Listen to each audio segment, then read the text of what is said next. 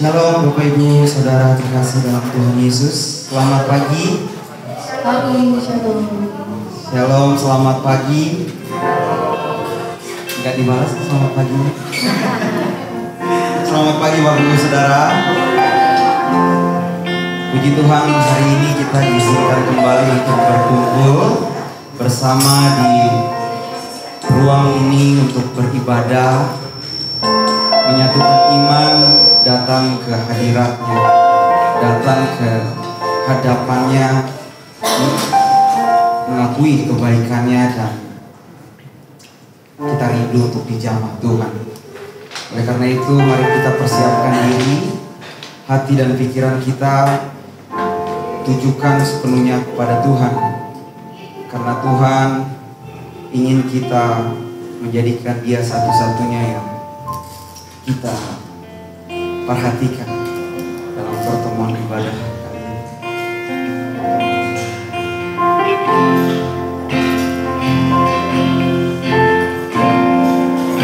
Mari kita berdoa bersama. Kita mulai ibadah kita. Bapa kami yang bertahta di dalam kerajaan surga, kami mengucap syukur ya Bapa, karena pada hari ini Engkau mengizinkan kami berkumpul bersama untuk beribadah, untuk menikmati hadirat-Mu. Bapa, jika Engkau masih temukan kami bercacat celah di hadapan-Mu, kami mohon ampun akan dosa dan kesalahan kami. Sungguh kami sadar bahwa kami tak layak di hadapan-Mu. Tapi pada kali ini Tuhan, kami mau diuji Engkau, karena kami mau sungguh merendahkan diri di hadapan-Mu, bukti bahwa kami menghormati. Ya Bapa, perkenankanlah kami datang kepadamu. Di dalam nama Tuhan Yesus, pembela kami, pengantara agung kami mulai ibadah. Amin. Mari kita menyembah Tuhan bersama. Mari kita katakan kepada Tuhan, pujilah aku Tuhan. Dengan sikap hormat kita menyembah Tuhan.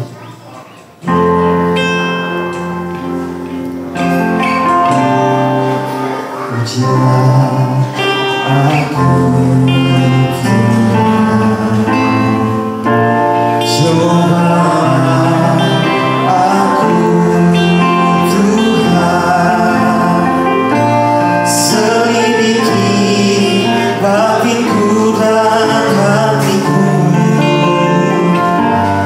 mata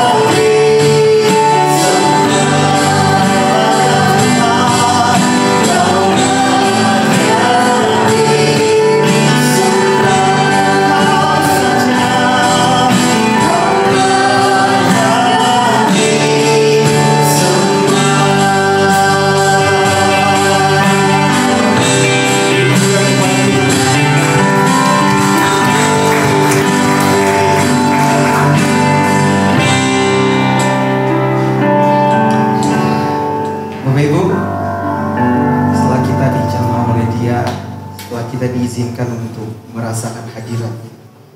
Mari kita mengagungkan kebaikan-Nya. Mari kita berdiri bersama, kita memuji dan menyembah-Nya. Jika ada kita yang tidak layak, Dia tetap menerima kita. Walaupun kita tidak setia, Dia tetap setia. Mari kita berkata, sebab Tuhan baik. Mari kita masuk ke gerbang.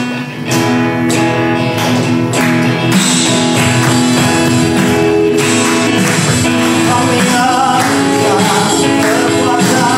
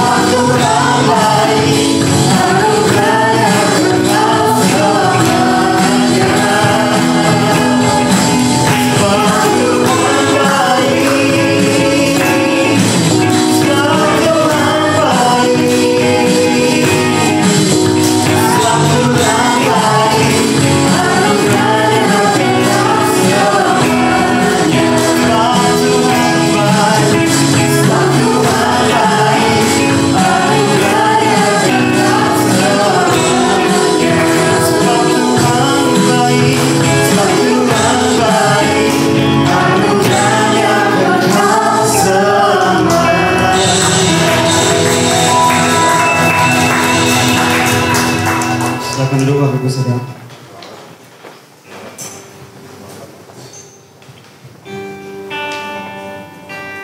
Mari kita tenang teduhkan hati.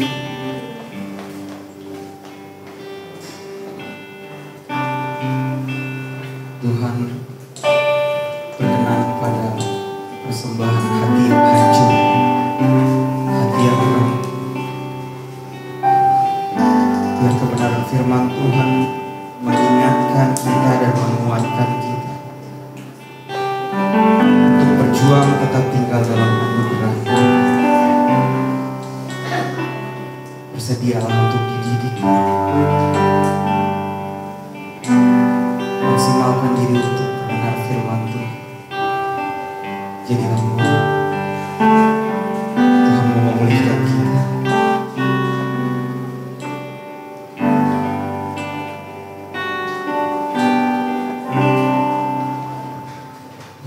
Tuhan Yesus, kerinduan hatiku.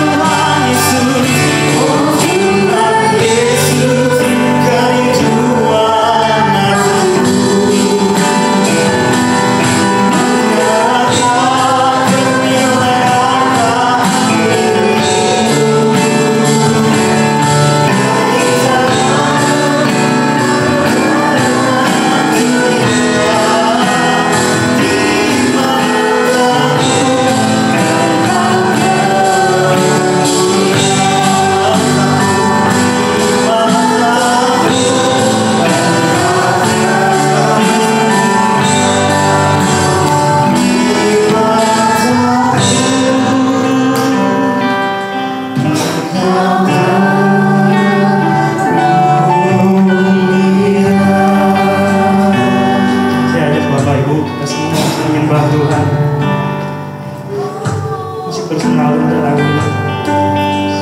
Tersembah Tuhan.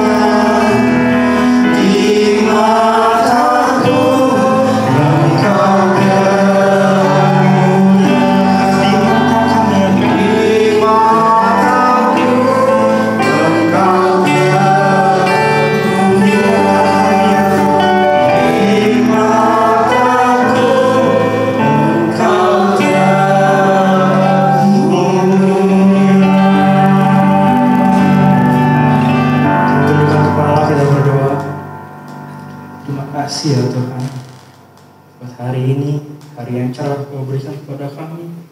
Sama-sama kami dapat beribadah, memuji dan memuliakan nama Tuhan. Terlebih ya Tuhan, buka telinga kami lebar-lebar, buka hati kami ya Bapa, rendahkan hati kami serendah-rendahnya untuk kami dapat mendengar dan mengerti apa yang Tuhan ingin sampaikan pada hari ini ya Tuhan. Seperti lagu ini berkata ya Tuhan, di mata kami Kau yang terindah Tuhan. Izinkan kami memfokuskan hidup kami kepadamu ya Tuhan. Setiap apa yang kami perbuat tertuju kepadamu. Pulihkan hidup kami ya Tuhan. Pulihkan hidup kami Tuhan. Dan kuasa firman Tuhan, hari ini kami ingin mendengar firman Tuhan. Orang yang siap mendengar Tuhan, mendengarkan firman Tuhan hari ini sama-sama kita katakan amin. Halo Bapak Ibu. Shalom.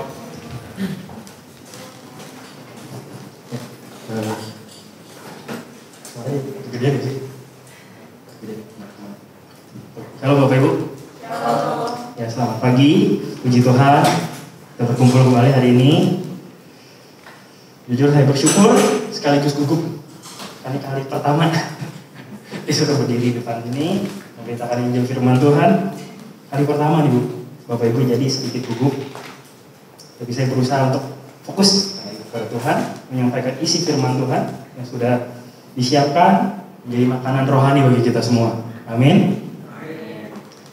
Bapak Ibu, kita buka dulu ayat firman Tuhan dalam 3 Yohanes 1. 3 Yohanes pasal 1 ayat 2. Tolong dibantu.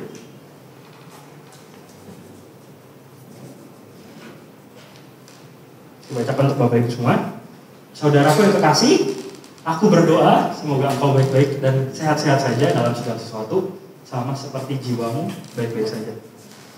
Sebuah salam dari Rasul Yohanes kepada jemaat di masa itu.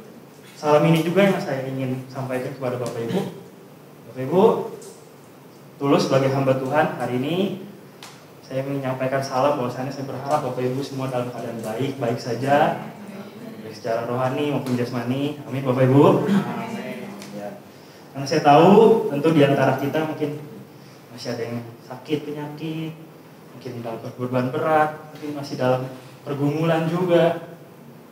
Mungkin kalau bohong ya bilang baik-baik saja, tapi kalau jujur ya tidak baik-baik saja. Tapi saya percaya Bapak Ibu, Tuhan memberikan kita kekuatan, memberikan kita penghiburan, terlebih Tuhan pasti menolong semua pergumulan hidup kita. Amin Bapak Ibu. Satu ayat lagi kita buka, Yohanes 6 ayat 35. Bapak-bapak, Bapak-Ibu ya, kita hari ini banyak buka ayat. Bapak ya. Yohanes 6 ayat 35. Ya, saya bacakan untuk kita semua. Kata Yesus kepada mereka, "Akulah roti hidup. Barang siapa datang kepadaku, ia tidak akan lapar lagi. Dan barang siapa percaya kepadaku, ia tidak akan haus lagi." Amin. Sebuah firman Tuhan yang satu ayat tetapi dalam maknanya.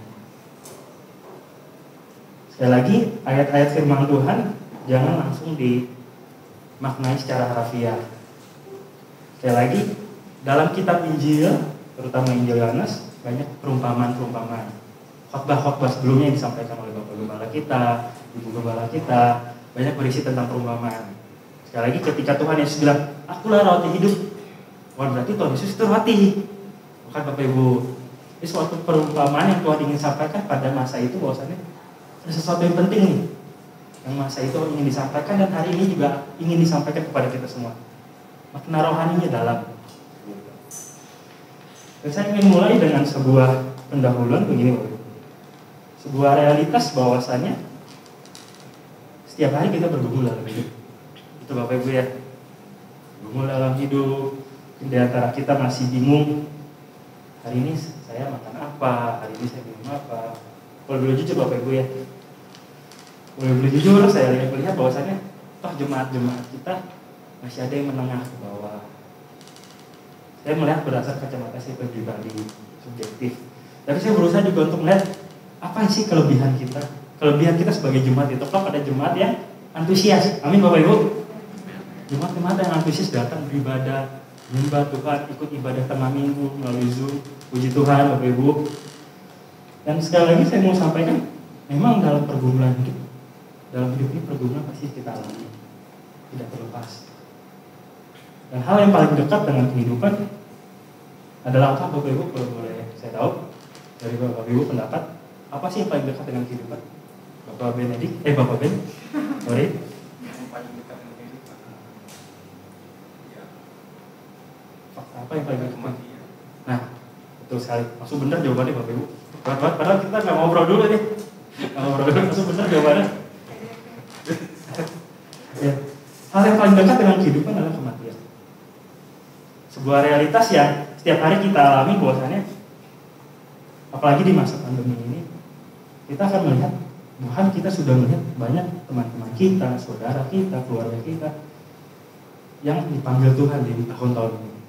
Kalau boleh cerita sedikit Bapak Ibu, ini juga saya terinspirasi dari khotbah Ibu Gembala kita ketika minggu lalu. Satu kata yang penting yang harus kita garis bawahi semua adalah kita semua produk belas kasihan Tuhan. Kita semua produk belas kasihan Tuhan. Kenapa saya setuju dengan pendapat itu? Karena saya beberapa kali mengalami dan melihat sendiri banyak orang yang hampir mati di depan mata kepala saya sendiri. Di awal tahun Bapak Ibu, saya menemani saudara saya, kakak ipar saya, dirawat di rumah sakit Siloam Karawaci. Kena penyakit, ada saraf terjepit di sini, sumsum tulang belakang, terus harus dioperasi, dia nggak bisa jalan, semua aktivitas jadi nggak bisa semua. Saya ada di rumah sakit kurang lebih hampir 2 minggu, saya melihat sendiri, menemani sendiri. Wah, rasanya dekat sekali ya. Dekat sekali dengan kematian. Saya nggak bisa ngapa-ngapain. Itu bulan Januari. Puji Tuhan, Tuhan tolong kakak ipar saya, Tuhan sembuhkan. Bulan Maret, giliran kakak saya kakak kandung saya nomor 2 masuk rumah sakit karena sakit demam berdarah. Demam berdarah bukan penyakit yang dapat disepelekan Bapak Ibu ya. Banyak orang juga kan demam berdarah. Padahal cuma sederhana saja digigit nyamuk, demam, lewat. Itu.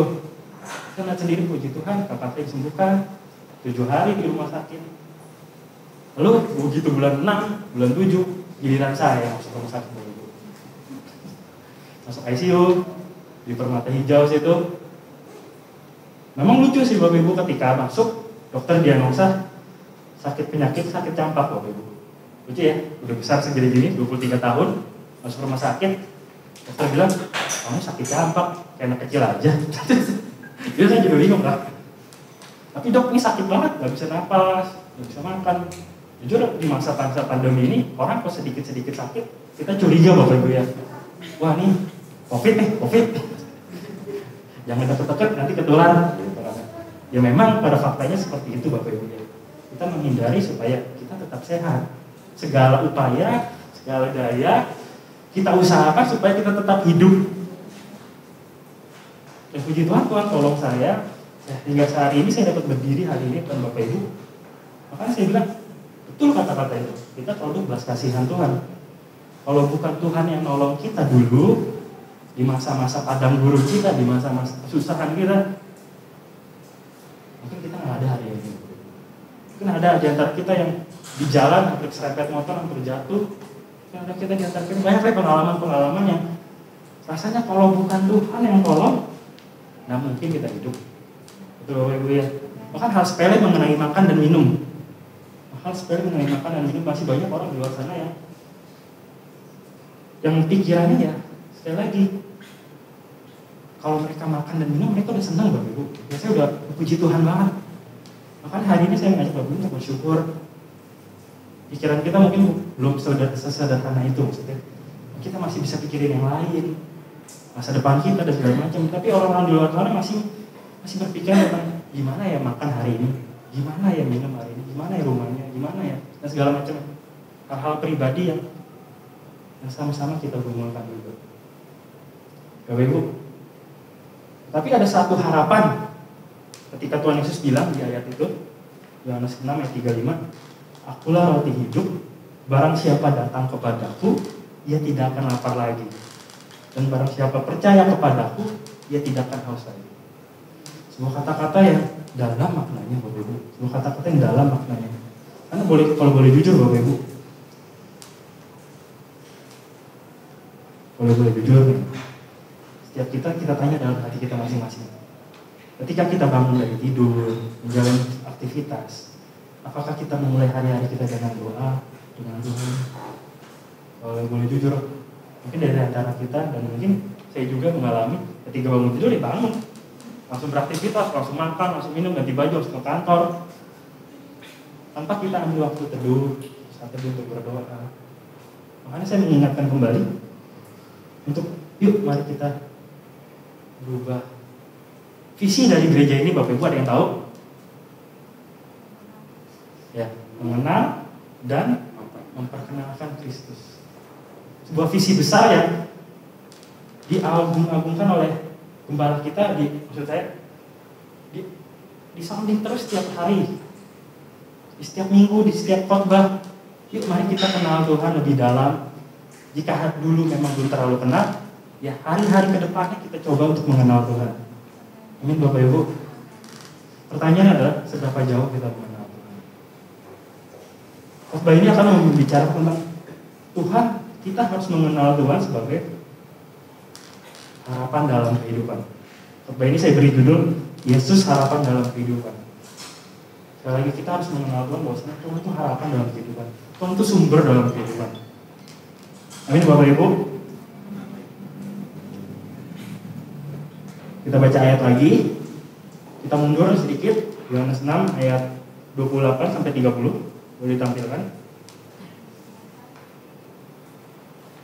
Yohanes 6 ayat 28 sampai 30. Saya baca ayat yang ganjil, Bapak Ibu baca ayat genap ya. Bapak Ibu silakan duluan. Lalu kata mereka kepadanya, apakah yang harus kami perbuat supaya kami mengerjakan pekerjaan yang dikehendaki Allah? Ayat 29, jawab Yesus kepada mereka, inilah pekerjaan yang dikehendaki Allah, yaitu hendaklah kamu percaya kepada Dia yang diutus Allah. Ayat 30, Maka kata mereka kepadanya, tanda apakah yang engkau perbuat supaya dapat kami melihatnya dan percaya kepadamu? Pekerjaan apakah yang engkau lakukan? amin. Bapak Ibu, pembacaan adalah kitab kita, jika dilihat dari Alkitab terjemahan Indonesia sehari-hari, bahkan Indonesia terjemahan bebas, kita akan melihat bahwasannya di perikop itu berbicara tentang roti hidup. Pasal 6 ada beberapa perikop yang sebelum pembacaan ayat ini dimulai dengan sebuah mujizat-mujizat. Banyak mujizat yang Tuhan Yesus lakukan. Dalam pasal 6 perikop pertama kita dapat menemukan bahwasannya Tuhan membuat mujizat memberi makan 5.000 orang. Di perikop kedua, kalau kita baca pasal 6 keseluruhan, Tuhan menunjukkan bahwasannya Dia dapat berjalan ke atas air. Dan banyak mujizat lainnya. Lalu ketika kita baca ayat-ayat yang tadi, kata mereka ini siapa sih? Mereka adalah orang-orang yang mengikut Tuhan. Mengikut Tuhan dari Galilea sampai Kapernaum. Ini cerita singkatnya saya kasih tahu kepada Bapak Ibu. Orang-orang yang ikut dari Galilea sampai Kapernaum. Kalau ditanya berapa sih jarak dari Galilea ke Kapernaum, saya mencari tahu, Bapak Ibu lihat Google, berapa sih jarak dari Galilea ke Kapernaum? Kurang lebih 15 km berjalan kaki. Orang zaman itu Bapak Ibu, dari satu kota ke kota masih jalan kaki. Jangan kita berkhayal seperti zaman sekarang yang wah jalanannya pasti udah bagus nih, udah aspal segala macam. Zaman itu, waduh Bapak Ibu, masih terjal. Mungkin mereka harus lewat jurang, lewat lembah, berhari-hari. Mereka sekali lagi saya ingatnya bahwasanya mereka orang-orang yang ikut Tuhan berhari-hari. Mereka orang yang ikut Tuhan berhari-hari, melihat tanda mujizat Tuhan Yesus, dari yang memberi makan 5.000 orang, berjalan di atas air, dan berbagai mujizat lainnya, kesembuhan. Tapi di ayat yang tadi kita baca, orang-orang itu juga yang bertanya, Tuhan, tanda apakah yang Engkau perbuat supaya kami dapat melihatnya dan percaya kepadamu?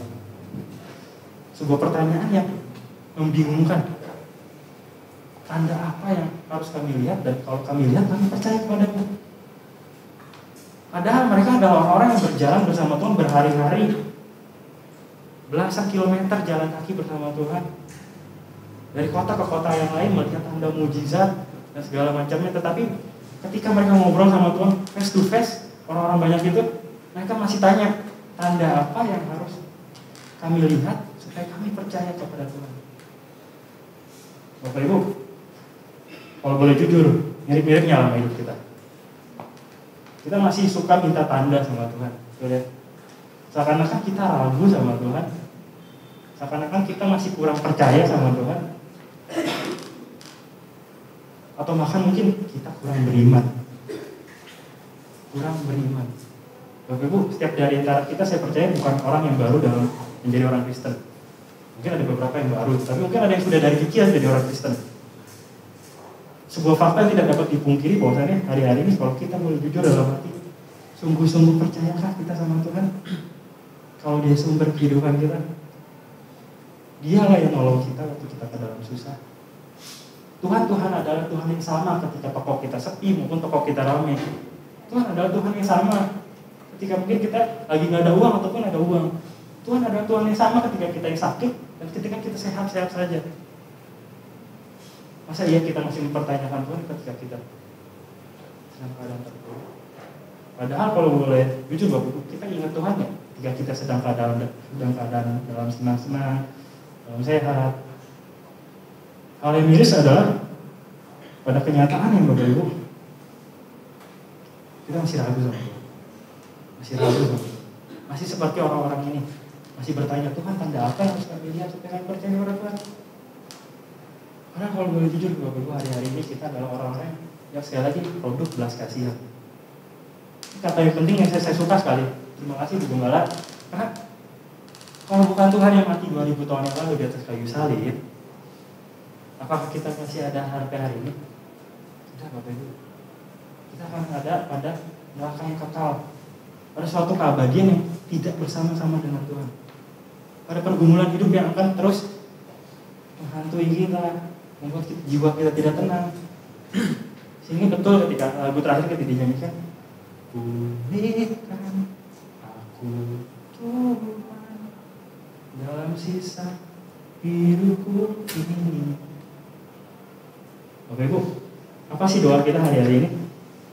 Apakah masih seputar Tuhan berikan aku kesuksesan, Tuhan berikan aku sesuatu yang membuat senang jiwaku. Kalau aku senang ya Tuhan, aku pasti rajin ke gereja.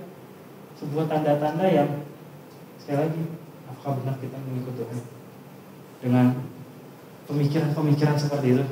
Seperti orang-orang yang tadi bertahun-tahun ikut Tuhan, kita hidup masih minta tanda, misalnya tanda-tanda.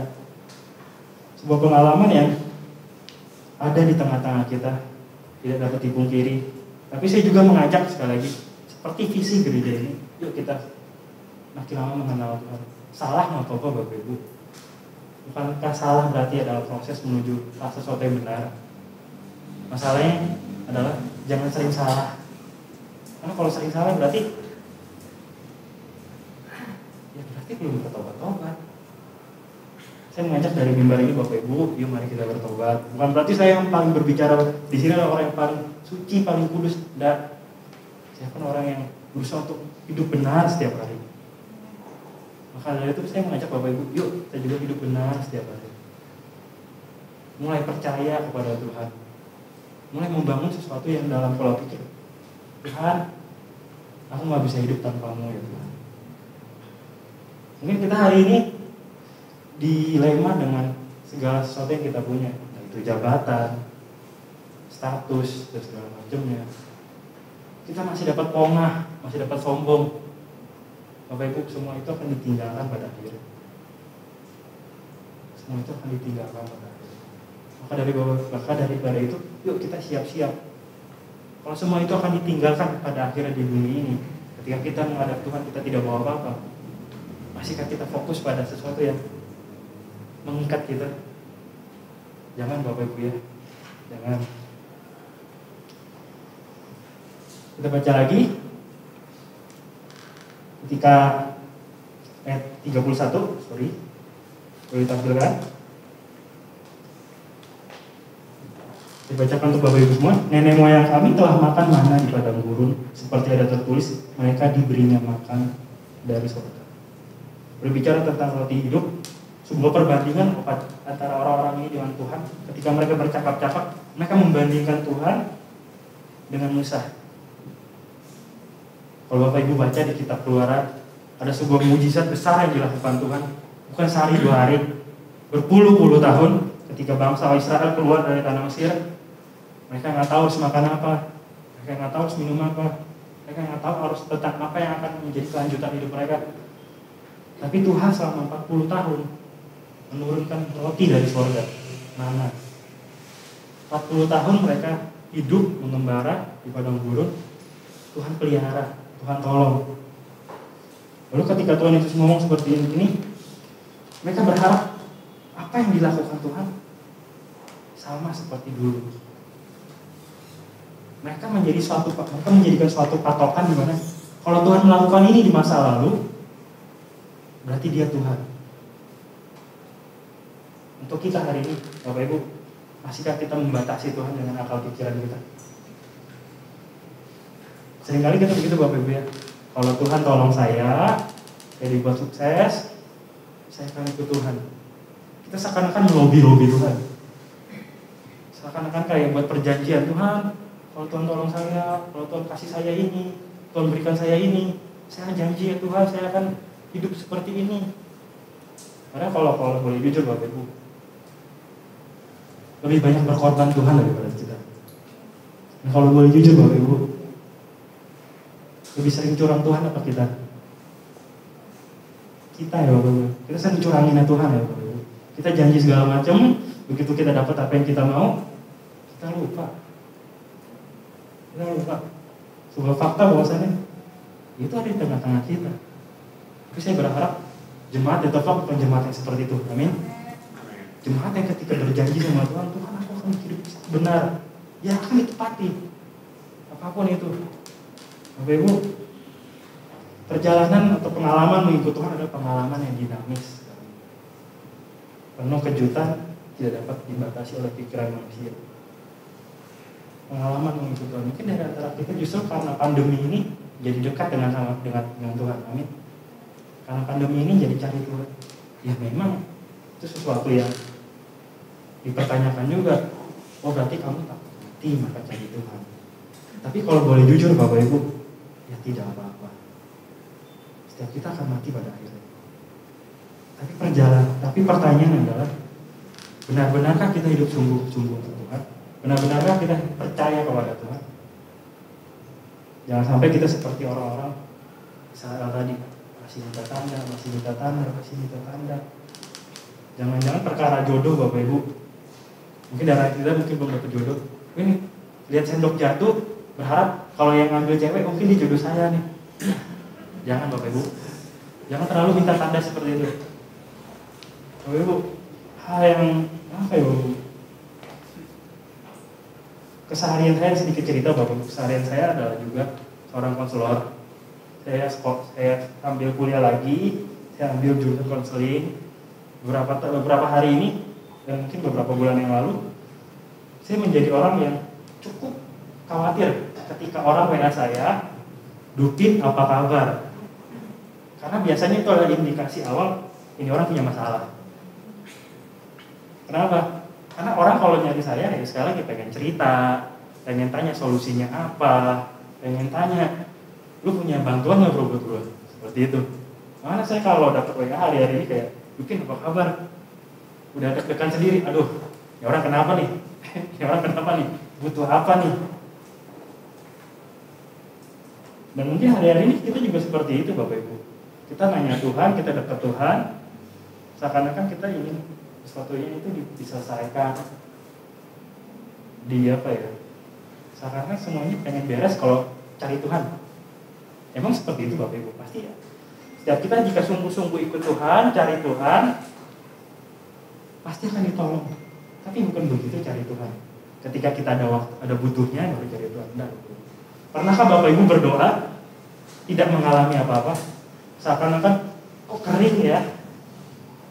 Seakan-akan doa sempat atau mungkin dalam penyembahan dia seakan-akan kayak kok nggak ada perubahan yang terjadi. Mungkin di antara kita masih berharap ketika berdoa, ketika menyembah ada sesuatu yang supranatural. Ketika menyembah, ketika berdoa, berharap tangannya gemetar, berharap ada sesuatu yang di luar nalar. Perjalanan mengikutnya adalah perjalanan yang dinamis Bapak Ibu. Mungkin hari-hari ini kita berdoa dalam keadaan yang kok sepertinya kering ya, kok sepertinya Tuhan nggak ngomong apa-apa ya. Bapak harus mempercayai bahwa itu adalah proses juga dari Tuhan. Bukan berarti Tuhan meninggalkan kita, enggak. Tuhan bersama kita. Masalahnya adalah tetap setia dan konsistenkah kita mengikut Tuhan? Yuk mari kita jemaat Intertalk menjadi jemaat yang konsisten mengikut Tuhan. Bapak Ibu kalau boleh jujur, boleh sedikit cerita lagi. Dulu tuh suka ada absensi di Little Flock. Itu saya yang nulis, kalau ada jemaat saya datang, saya tulis namanya, oh Bapak ini datang minggu ini, Bapak ini datang minggu kedua, Bapak ini datang minggu ketiga, Bapak ini datang minggu keempat. Saya suka nulis Bapak Ibu, suka ada di belakang. Hari-hari ini kenapa nggak ada? Ya saya pikir setiap kita harus memiliki kesadarannya masing-masing untuk datang. Kadang saya suka bingung sendiri kalau minggu pertama kok rame ya? Minggu pertama kok rame ya? Apakah ada Bapak Gembala kita? Tapi kok kalau minggu kedua, ketiga, kok beda ya? Dari yang 50 kok jadi 20 yang datang. Saya coba garap berpulang sini, kenapa sih begini? Ya sekali lagi saya mengembalikan itu kepada motivasi kita semua. Benar-benarkah kita mencari Tuhan? Karena Bapak Ibu, sesuatu yang ditutupi pasti akan terbuka juga pada akhirnya. Motivasi kita yang mungkin hari ini kita tutupi, enggak kok, saya sungguh-sungguh cari Tuhan, buktinya saya datang ke gereja, buktinya saya ikut doa. Suatu hari nanti akan diuji sama Tuhan. Makanya lagu pertama apa? Ujilah aku Tuhan. Bapak Ibu, yuk kita kita sekali lagi, sebelum Tuhan yang nguji, kita ujian sendiri. Karena kalau udah diuji Tuhan, itu ibarat udah final Bapak Ibu. Udah final. Karena apa? Itu udah ibarat udah kasih rapor, ya udah tujuannya surga apa neraka. Mau saya nakut-nakutin Bapak Ibu, karena itu yang menjadi realitas kita ketika kita mati. Kita bersama-sama dengan Tuhan atau terpisah dari Tuhan. Sebuah realitas yang harus kita pahami bersama-sama bahwasannya, yuk mari kita hidup sungguh-sungguh. Saya pun masih muda ketika mengatakan ini. Umur saya 23 tahun, masih seperti bocah kalau ngomong seperti gini Bapak Ibu ya. Masih belepotan. Tapi sekali lagi yang saya coba untuk sungguh-sungguh sampaikan adalah, yuk kita hidup untuk Tuhan. Kita punya pengalamannya sendiri bersama Tuhan. Pengalaman itu harus kita bangun setiap harinya. Pengalaman yang berusaha untuk dekat sama Tuhan. Gimana caranya dekat sama Tuhan? Sebuah pertanyaan yang harus kita pikirkan setiap hari. Gimana caranya untuk dekat sama Tuhan? Gimana caranya untuk dekat sama Tuhan? Melalui pembacaan Alkitab kita. Kalau boleh jujur Bapak Ibu, ada yang sudah baca Alkitab sampai habis. Satu kali, ini mah satu kali ya seumur hidup. Jawab dalam hati masing-masing Bapak Ibu ya. Mungkin ada yang belum. Saya mengajak Bapak Ibu, kita semua, yuk kita habiskan pembacaan Alkitab kita. Dari Kejadian sampai Wahyu. Kalau kita bisa baca chat WA panjang-panjang, masa kita nggak bisa baca Alkitab yang pasti akan ada habisnya Bapak Ibu. Kalau kita konsisten. Sebuah ajakan dari saya yang, yuk pasti jemaat Tepok bisa. Ya, amin Bapak Ibu, pasti bisa ya. Udah mau akhir tahun nih, masa masih belum habis juga baca Alkitab. Makanya dipertanyakan juga Bapak Ibu, kalau kita benar-benar melihat Tuhan sebagai sumber kehidupan kita, apakah kita lebih banyak menghabiskan waktu bersama Tuhan atau yang lain? Saya tahu Bapak Ibu kita sibuk, saya pun juga orang yang sibuk. Kesibukan saya apa sih? Masih muda ya kuliah, Bapak Ibu kerja. Tapi saya berusaha untuk meluangkan waktu ya 10-15 menit kalau bangun tidur. Kita sebelum tidur saya luangkan waktu lagi. Ini dari antara kita masih ada yang sekolah, masih ada yang kuliah. Bukankah lebih banyak lagi waktunya? Mungkin ada juga yang masih jadi guru rumah tangga. Di hari-hari ini masih banyak waktu luang. Saya rasa 24 jam dalam sehari bukan sesuatu yang singkat, sesuatu yang lama mau dihabiskan. Karena pemikiran kita adalah begini Bapak, terkadang yang jujur ya, terkadang gini Bapak, karena gampang banget ya. Walau 1000 rebah di sisiku, tetaplah Allah penolongku. Gampang ini Bapak Ibu, gampang banget ini. Tapi kenyataannya susah banget Bapak Ibu. Menjadikan Tuhan satu-satunya penolong dalam hidup ini rasanya susah Bapak Ibu. Karena kenapa? Karena Tuhan seakan-akan tidak terlihat. Kita fokus apa yang kelihatan. Kita fokus sama apa yang kelihatan. Masalahnya, beriman sama Tuhan, mempercayai Tuhan sepenuhnya adalah proses melihat sesuatu yang tidak kelihatan. Proses melihat sesuatu yang tidak kelihatan. Bagaimana kita berusaha tiap hari berpikir bahwasanya ada maksud Tuhan tertentu di balik semua ini. Ada maksud Tuhan tertentu di balik semua ini. Maka saya bilang, beriman adalah sesuatu proses yang mempercayai sesuatu yang tidak kelihatan, yang belum kejadian. Mari kita sama-sama terus beriman, percaya kepada Tuhan, supaya kita dapat setiap hari semakin mengerti apa yang Tuhan mau. Dan hal mengenai roti, ketika Tuhan Yesus bilang dalam Yohanes 6 ayat 35, akulah roti hidup. Sebuah kata-kata yang sebenarnya sederhana Bapak Ibu. Roti, apa sih roti? Pada zaman itu, makanan pokok mereka, makanan pokok orang Timur Tengah, roti. Kalau kita orang-orang Asia, orang-orang Indonesia, makanan pokok kita nasi. Kita nggak akan bilang, aku udah makan.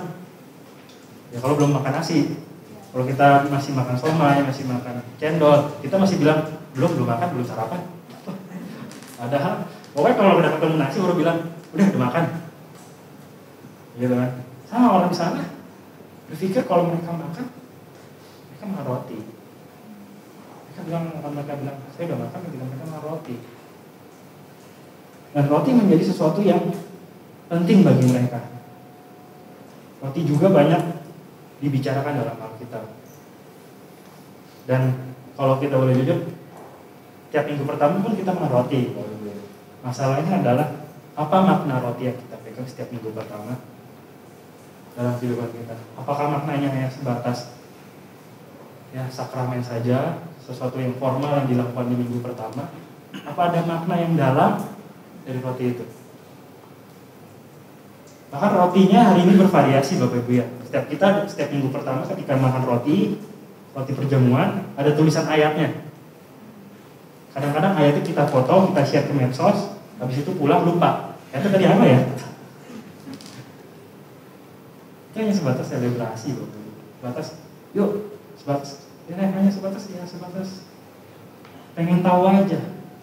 Tapi kalau kita pengen lebih dalam mengenal Tuhan, berbicara mengenai roti di ayat tadi yang kita baca, ini berbicara soal sumber kehidupan.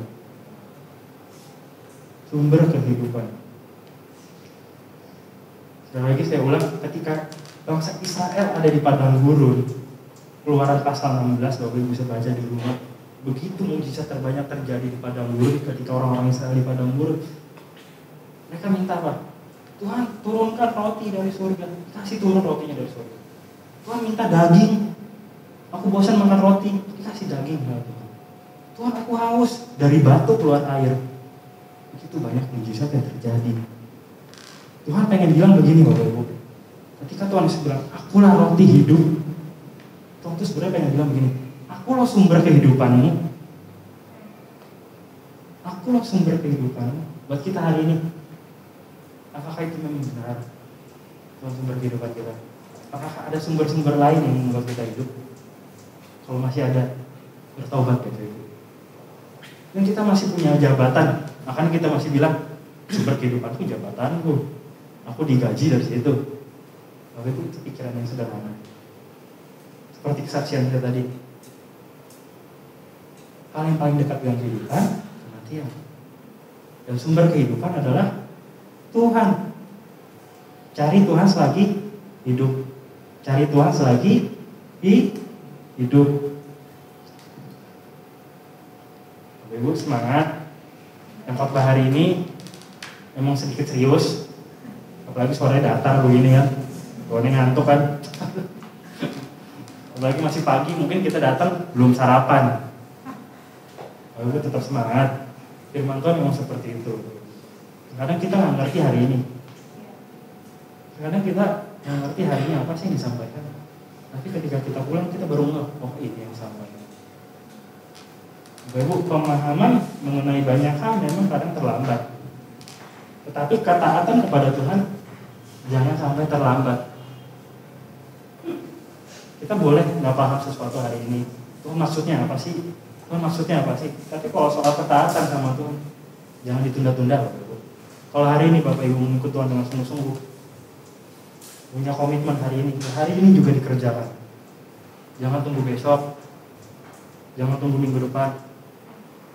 Kalau memutuskan hari ini ikut Tuhan sungguh-sungguh, hari ini dikerjakan. Amin Bapak Ibu. Kita baca lagi ayat 43 dan 47.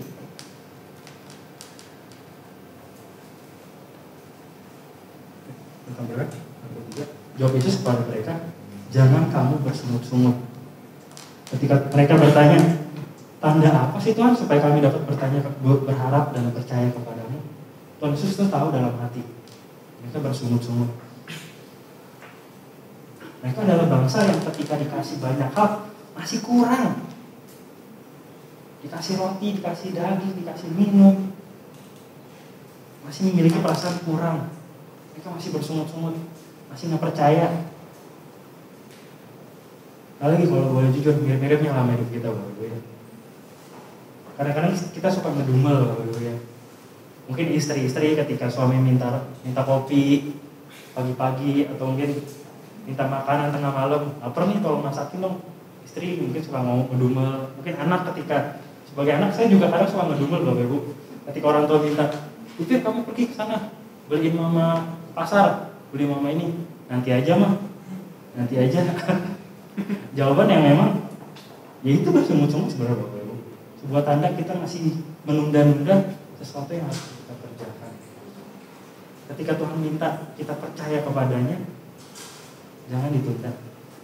Jangan ditunda. Jangan tunggu ada mujizat dulu, percaya kepada Tuhan. Karena belum tentu mujizat akan terjadi ketika kita masih hidup. Nah mungkin kita minta sama Tuhan, "Tuhan, tolong belah laut Ancol seperti laut Teberau." Bukan itu mustahil, bukan. Tapi itu bukan esensi dari kita ikut Tuhan. Jangan kita mempercayai sesuatu yang sifatnya apa ya Bapak Ibu? Mujizat memang penting. Mujizat memang penting Bapak Ibu. Tapi bukan itu tujuan pertama kita mencari Tuhan. Tujuan pertama kita mencari Tuhan adalah yang satu ini. Yohanes 17 ayat 3. Tujuan utama kita dalam mengikuti adalah hidup yang kekal. Yohanes 17 ayat 3. Inilah hidup yang kekal itu, yaitu bahwa mereka mengenal Engkau, satu-satunya Allah yang benar, dan mengenal Yesus Kristus yang telah Engkau utus. Tujuan hidup kita sekali lagi mengenal Tuhan. Visi gerejanya apa? Mengenal Tuhan. Kita jadi jemaat yang mengenal Tuhan. Supaya apa? Akhirnya kita beroleh hidup yang kekal. Tuhan Yesus sudah kasih banyak rahasia kehidupan dalam Alkitab. Masalahnya hari ini, kalau kita udah tahu rahasia kehidupan, kita udah tahu bagaimana mencapai kehidupan yang kekal, masihkah kita masih berlama-lama, berlenje-lenje bahasa Betawinya, masih menunda-nunda, masih pergumulannya itu saja seputar makanan, seputar minuman? Jangan Bapak Ibu ya, jangan.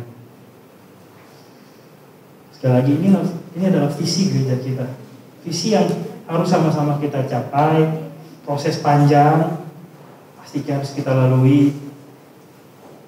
Sekali lagi di hari mimbar ini saya mengajak kita semua untuk yuk belajar mengenal Tuhan. Belajar mengenal Tuhan. Tuhan bisa dikenal, Bro.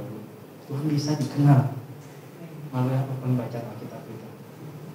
Dan mungkin kalau hari-hari ini, sekali lagi kalau hari-hari ini mungkin kalau kita masih sulit baca Alkitab, Pak Pendeta saya sulit baca Alkitab. Alkitab itu sudah ada berbagai versinya, Bapak. Ada versi yang didengarkan, namanya Alkitab audio. Kalau kita nggak bisa baca, kita bisa mendengarkan. Ada Alkitab bergambar. Kalau kita masih bingung, apa sih? Kok tulisan semua? Ada Alkitab versi bergambarnya. Tidak ada alasan hari ini untuk kita tidak baca Alkitab, untuk kita tidak mengenal Tuhan. Sudah tidak ada alasan sebenarnya. Masalahnya adalah bagaimana kita mau apa enggak mengenal Tuhan. Mau apa tidak. Saya berharap jemaat di Topok adalah jemaat yang mau mengenal Tuhan. Amin. Dan dalam pengenalan Tuhan kita harus bersama-sama menyadari bahwasanya Tuhan adalah sumber kehidupan kita. Tuhan adalah roti dalam kehidupan kita. Kalau nggak ada roti itu, kalau nggak ada Tuhan, nggak mungkin kita hidup sampai hari ini. Amin Bapak Ibu. Terakhir Bapak Ibu, sebuah kata-kata penting yang saya kutip ketika saya masih kuliah di Petamburan. Ada sebuah 3 pernyataan penting dari dosen saya. Saya suka kata-kata ini. Saya berharap kita semua juga mengerti. Pertama, pernyataannya begini. To trust Him, you pay nothing. Bahasa Indonesia seperti ini. Ketika kamu percaya kepada Tuhan, kamu tidak perlu bayar apa-apa. Yang kedua, to follow Him, you pay something.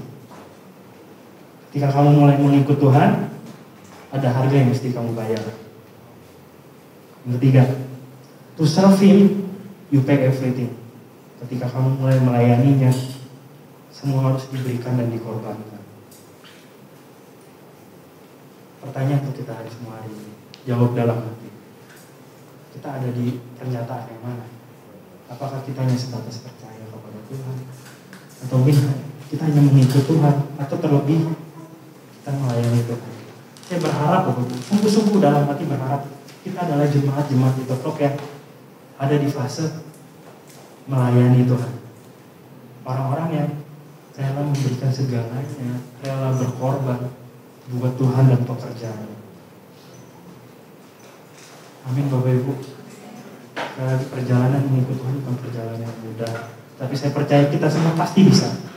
Sampai pada akhirnya ketika lubang ukuran 1x2 itu ditujukan kepada kita udah siap, udah lapang juga kan. Udah siap ketemu Tuhan.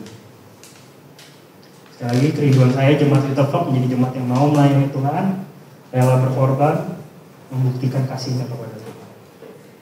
Sehingga ketika kita pulang nanti ke hadapan Tuhan, kita diterima dengan lapang dada juga. Dia akan berkata, inilah anakku, kepadanya lah aku berkenan. Amin Bapak Ibu. Demikianlah firman Tuhan. Saya tidak lama-lama, karena saya melihat ada beberapa wajah yang sudah gelisah. Ya, bisa ya. Canda Bapak Ibu ya. Itu saja dari saya. Tetap semangat. Sekali lagi kita musik boleh maju. Sinar. Kita nyanyikan lagu ini kembali. Jadi setelah itu saya serahkan kepada Ibu Gembala. Mana boleh? Sekolah minggu ya?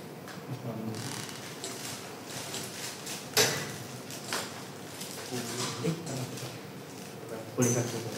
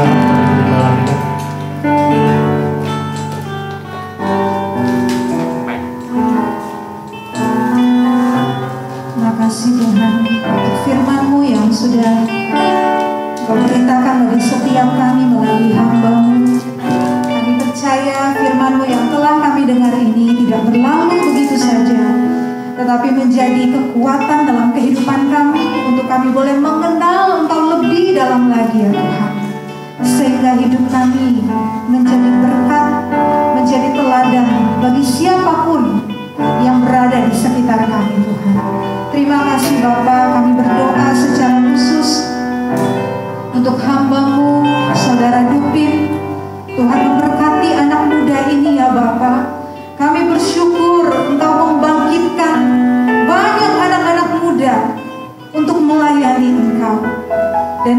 salah satunya yang Tuhan pakai dengan luar biasa. Tuhan berikan dia kemampuan untuk selalu mengutamakan Engkau dalam kehidupannya. Kami percaya Engkau akan memberkati dia dengan masa depan yang terbaik dari Tuhan. Apa yang menjadi kerinduannya, apa yang menjadi cita-citanya, harapannya, Engkau yang terlebih tahu ya Tuhan. Engkau mencukupkan kebutuhannya. Engkau memberkati pendidikan S2-nya yang sedang dia lakukan Tuhan. Kami percaya melalui pendidikan yang dia lakukan ini akan menjadi berkat bagi setiap orang. Nama Tuhan dipermuliakan melalui kehidupan anak muda ini ya Bapak. Dan kami percaya akan semakin banyak anak muda yang Tuhan pakai dengan luar biasa, menjadi terang Tuhan, menjadi teladan Tuhan dalam kehidupan mereka. Terima kasih Bapak.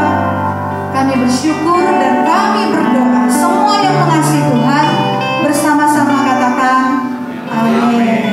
Bapak Ibu Saudara, shalom. Salam dari Bapak Gembala. Hari ini dia tidak bersama-sama dengan kita. Tadi hanya ngantar jam 8 antar saya ke sini.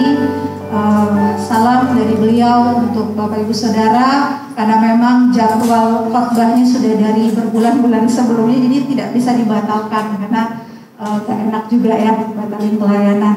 Tapi dia berharap kita semua diberkati pada pagi hari ini. Amin. Saya mengucapkan terima kasih untuk Bapak Dupin, Evangelis Dupin yang telah menyampaikan kebenaran firman Tuhan. Kita bersyukur bahwa Tuhan membangkitkan dan Tuhan memakai anak-anak muda untuk melayani Engkau. Saya kalau lihat dia, saya ingat Bapak Gembala juga, saya ingat saya dulu ya, berasa kayak tua banget gitu ya. Waktu awal-awal melayani juga semangat luar biasa, dan kita percaya bahwa Little Flock akan punya banyak anak-anak muda yang dahsyat dan hebat. Amin. Saya percaya Bapak Ibu Saudara adalah orang-orang yang selalu support anak-anak muda di tempat ini untuk melayani Tuhan dengan lebih dahsyat lagi. Amin Bapak Ibu. Saya juga mengucapkan terima kasih untuk rekan-rekan yang sudah melayani pagi ini. Tuhan Yesus memberkati. Juga untuk beberapa rekan-rekan yang udah set up sistem tempat beribadah kita, sehingga kita datang bisa duduk manis, menyembah Tuhan, merasakan hadirat Tuhan.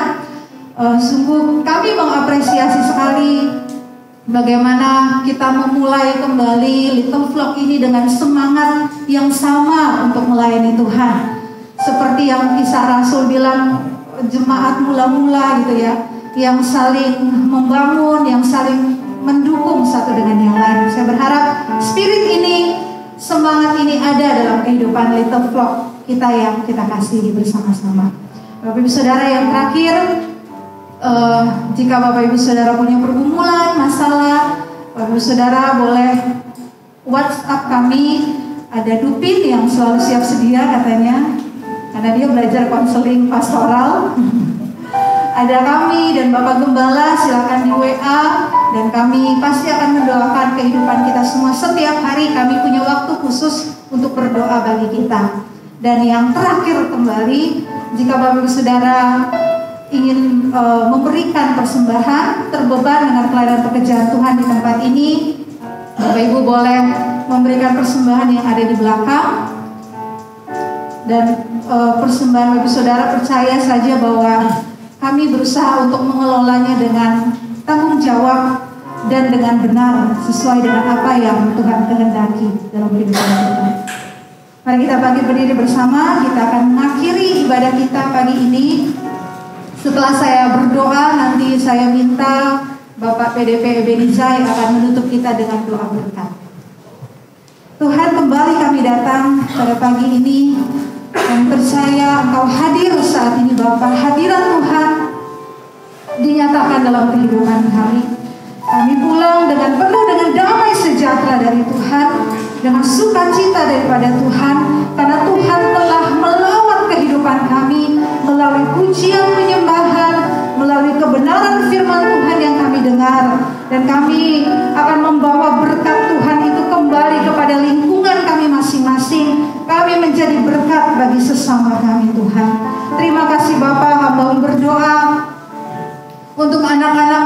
tempat ini yang mungkin mereka mengalami permasalahan, mereka mengalami pergumulan, sakit, penyakit. Ada hal-hal yang tidak bisa mereka utarakan, tetapi yang hanya mampu mereka utarakan kepada Tuhan. Kami percaya ya Bapa, hadirat Tuhan melawat kehidupan mereka, kuasa-Mu melawat kehidupan mereka. Setiap pergumulan, doa-doa yang mereka naikkan, semua doa mereka kepada Tuhan, Tuhan akan menjawabnya tepat pada waktunya. Tuhan akan memberkati mereka, bukan hanya dengan berkat-berkat jasmani, tetapi dengan berkat-berkat rohani, berkat pengenalan akan Tuhan. Sebagaimana visi besar kami ya Tuhan, biarlah kehidupan jemaat-Mu ini, mereka boleh mengalami pengalaman-pengalaman, pengenalan-pengenalan yang benar akan Engkau, sehingga kehidupan mereka akan memperkenalkan Kristus sebagai Tuhan kepada keluarga mereka, kepada rekan-rekan mereka, kepada lingkungan di mana mereka tinggal. Tuhan memberkati anak-anak-Mu yang sudah setia datang ke tempat ini. Tuhan memberkati mereka yang setia melayani Tuhan di tempat ini ya Bapa. Kami tidak bisa balas dengan apapun, tapi kami percaya Tuhan kami yang maha besar yang akan membalaskan segala sesuatunya dalam kehidupan mereka. Terima kasih Bapa. Kami berdoa untuk tempat yang kami pakai ini. Tuhan memberkati Start Space, Tuhan memberkati Portal Cafe. Tuhan melindungi tempat ini, menjauhkan dari hal-hal yang tidak berkenan di hadapan Tuhan di dalam nama Yesus Kristus Tuhan. Perlindungan Tuhan, keamanan daripada Tuhan dinyatakan. Tuhan memberkati setiap owner yang ada. Tuhan memberkati hati mereka yang telah memberikan tempat kami untuk beribadah, tempat untuk kami bertumbuh bersama-sama. Kami percaya upah mereka besar di surga, karena Tuhanlah Allah yang sanggup memberkati kehidupan mereka. Terima kasih Bapa, Engkau juga memberkati bangsa dan negara kami yang kami kasihi. Di hari-hari ini Tuhan kami berdoa, biarlah tangan Tuhan, pertolongan Tuhan dinyatakan bagi Bapak Presiden kami, staf pemerintahan dari yang teratas sampai yang terendah, dari pusat sampai ke daerah-daerah. Kami serahkan ke dalam tangan Tuhan. Dalam setiap penanganan virus COVID-19, Tuhan